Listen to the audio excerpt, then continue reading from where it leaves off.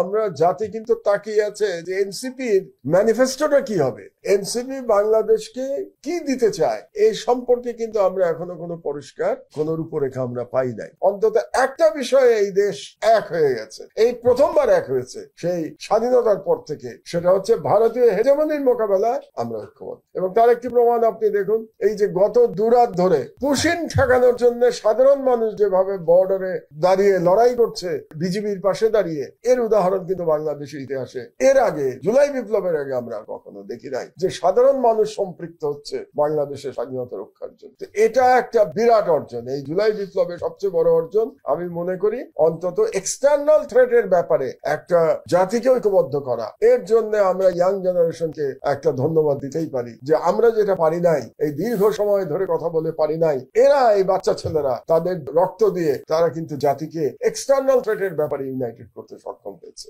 এই জন্য আমি হাসান, সাদেক, হাদি সবাইকে আমাদের প্রবীণ জেনারেশনের পক্ষ থেকে তাদেরকে ধন্যবাদ জানাই। অনেক কাজ বাকি আছে। এখন আমরা জানি একটা গণতান্ত্রিক সরকার সামনে আসবে, সেই সরকার কিরকম হবে, সেই সরকার কি সংস্কার মানবে কিনা, আদৌ কোন সংস্কারটা তারা মানবে কোনটা মানবে না সেটা সম্পর্কে এখনো জাতি সম্পূর্ণ অন্ধকারে। এবং এখানেই আমার অভিযোগটা এখানে সরকারের আমার মনে হয় যেভাবে করা উচিত ছিল, আলোচনার আগে একটা ফ্রেমওয়ার্ক সরকারের নিজের করা উচিত ছিল, মানে প্রস্তাবনাটা সরকারের নিজের থাকা উচিত ছিল যে আমার প্রস্তাবনাটা এই, এখন আপনারা এটা নিয়ে কথা বলেন। কিন্তু ব্যাপারটা অন্যরকম হচ্ছে, তারা প্রতিদিন আলোচনা করছে, আলোচনা করে একটা প্রস্তাবনা তৈরি করবার চেষ্টা করছে। আমি যদি বুঝে থাকি, আমার বোঝায় ভুল হতে পারে, কিন্তু বিষয়টা আমার মনে হয় হওয়া উচিত ছিল এরকম যে সরকার প্রথম 2 মাসের মধ্যে নিজেরা একটা প্রস্তাবনা তৈরি করা উচিত ছিল। এই হচ্ছে আমাদের ফ্রেমওয়ার্ক ফর দ্য রিফর্ম, এবং এই ফ্রেমওয়ার্ক নিয়ে আমরা আলোচনা, তো সেই কাজটি করা হলে আমার মনে হয় এত দীর্ঘ সময় হয়তো লাগতো না। এখন আমি যেটা দেখছি,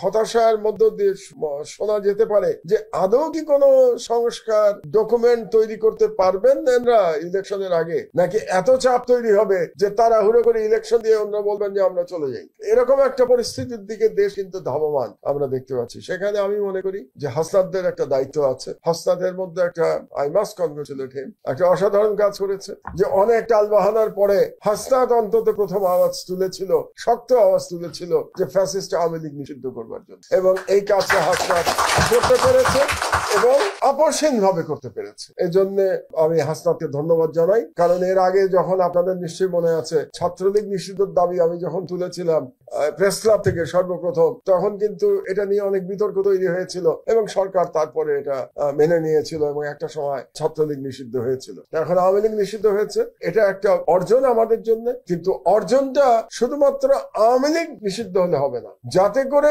বাংলাদেশে আর কোন দল আওয়ামী লীগ হয়ে উঠতে না পারে সেটাও আমাদেরকে নিশ্চিত করতে হবে, যে শেখ হাসিনার মতো নতুন ফ্যাসিস্টের উত্থান যেন বাংলাদেশে না হয়। সেই দিকে আমরা কতটা করতে পেরেছি এটা নিয়ে আমার সন্দেহ আছে। এবং আমরা যে তরুণদের দলের কাছ থেকে যে আশাটা করেছিলাম সেখানেও বেশ কিছু নিরাশ হওয়ার মতো ঘটনা ঘটছে। অনেক্য দেখতে পাচ্ছি, তাদের মধ্যে তাদের ফিলোসফিতে মনে হচ্ছে একটা বিতর্ক দেখতে পাচ্ছি যে তারা আসলে বাংলাদেশকে নতুন কি দিতে চায় সেই সম্পর্কে জাতি এখনো অন্ধকারে। কাজে আমরা জানি যে এনসিপির দায়িত্বশীল বড় নেতা হাসনাত, তার সামনেই আমি বলছি যে আমরা জাতি কিন্তু তাকিয়ে আছে যে এনসিপির ম্যানিফেস্টোটা কি হবে, এনসিপি বাংলাদেশকে কি দিতে চায় এই সম্পর্কে কিন্তু আমরা এখনো কোনো পরিষ্কার কোন রূপরেখা আমরা পাই নাই। আমরা অপেক্ষা করে আছি যে কোনো নতুন দল যদি সাকসেসফুল হতে হয় তাহলে তাকে অবশ্যই তার নিজের আদর্শ, নিজের ম্যানিফেস্টো, নিজের ভবিষ্যৎ পরিকল্পনা রাষ্ট্র সম্পর্কে জনগণকে জানাতে হবে। হাতে কিন্তু সময় খুব কম। তারা যদি সত্যি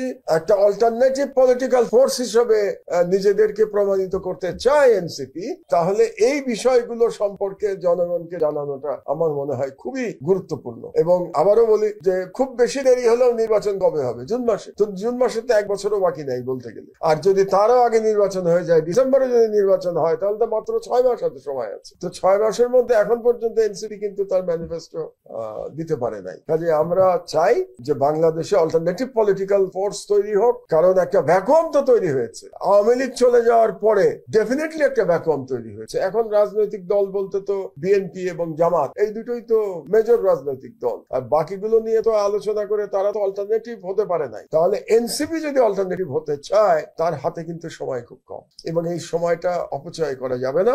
আর সর্বশেষ আমি বলতে চাবো যে আমি চাই ইয়াং যারা, তারা ঐক্যবদ্ধ থাকুক, কারণ তাদের হাতেই ভবিষ্যৎ বাংলাদেশ নির্মিত হবে। আমরা তো ভুল করি, সঠিকভাবে করি, যা করার আমরা করে গেছি, এটা অতীত। এই অতীতের অভিজ্ঞতার উপর ভিত্তি করে তরুণদের রাষ্ট্র পরিচালনায় এগিয়ে আসতে হবে, এবং রাষ্ট্র পরিচালনায় এগিয়ে আসার জন্য ভিন্নমত থাকতে পারে দলের মধ্যে, কিন্তু ওভারঅল একটা ঐক্য থাকা খুব গুরুত্বপূর্ণ। এই ওভারঅল ঐক্যটার জন্য জাতি আমার মনে হয় এখনো তরুণদের দিকে তাকিয়ে আছে, এবং তারা যদি একটা অল্টারনেটিভ পলিটিক্যাল ফিলোসফি নিয়ে এগিয়ে আসতে পারে, তাহলে জাতি উপকৃত হবে। এবং একটা ব্যাপারে আবার নতুন করে আমরা ঐক্য চাই, যে হাসিনার ফ্যাসিবাদ এবং ভারতীয় হেজেমনি, এক্সটার্নাল থ্রেট এবং ইন্টারনাল থ্রেট, এই দুটো সম্পর্কে আমরা যেন সজাগ থাকি, আমরা যেন আবার আমাদের স্বাধীনতা হারিয়ে না ফেলি।